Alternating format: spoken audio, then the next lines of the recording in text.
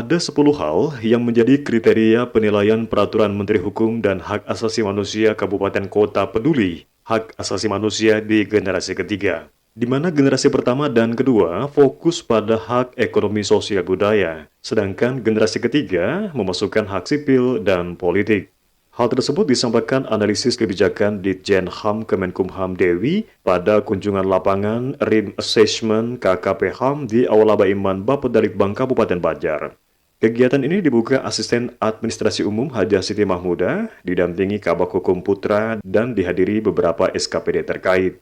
Dirjen HAM Kemenkumham Dewi mengatakan, pihaknya tidak hanya fokus tentang kesejahteraan, tetapi juga pada hak-hak sipil masyarakat agar terpenuhi. Ia juga sangat mengapresiasi program Kabupaten Banjar terkait rumah layak huni dan rumah restoratif justice, di mana di provinsi atau daerah lain tidak ada program tersebut.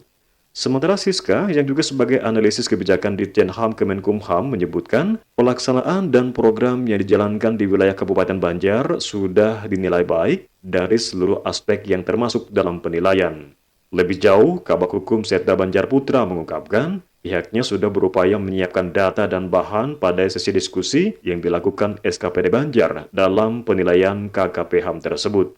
Menurutnya, dari data-data tersebut tentu menjadi bahan evaluasi dari pihaknya agar hak-hak masyarakat bisa terpenuhi dengan sebaik-baiknya, baik dari aspek kesehatan, kependudukan, lingkungan, maupun lain sebagainya. Penilaian KKP HAM ini dilakukan di 34 provinsi dan 514 kabupaten kota. Dan hasilnya nanti akan diumumkan di peringatan Hari HAM Sedunia yang jatuh pada tanggal 10 Desember. Kriteria itu ada 10 hak.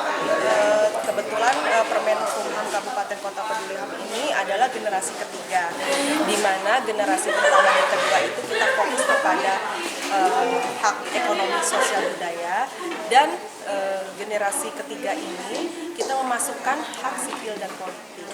Jadi di situ ada hak atas bantuan hukum ya, Siska, dan hak pluralisme dan keberagaman. Jadi kita tidak hanya fokus tentang kesejahteraan, tapi bagaimana hak-hak sipil masyarakat kita juga terpenuhi.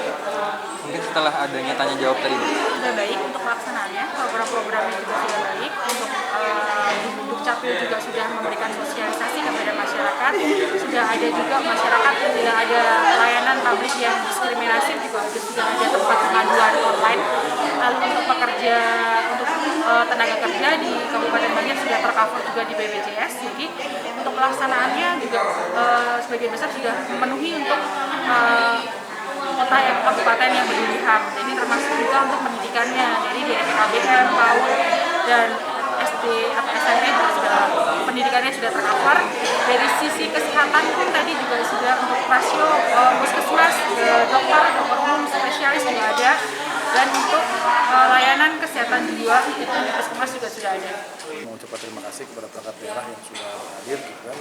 Dari data-data ini tentu menjadi bahan evaluasi juga bagi kita di internal pemerintah daerah. Mudah-mudahan hak-hak masyarakat untuk pemenuhan kewajiban kita sebagai pemerintah daerah untuk memenuhi HAM masyarakat itu bisa kita penuhi lah dengan sebaik-baiknya, baik itu dari tadi aspek kesehatan, kependudukan, lingkungan, maupun dari bantuan hukum juga tidak ada saran juga dari perwakilan advesi. Ini juga nanti akan menjadi pertimbangan pemerintah daerah dalam mengambil kebijakan.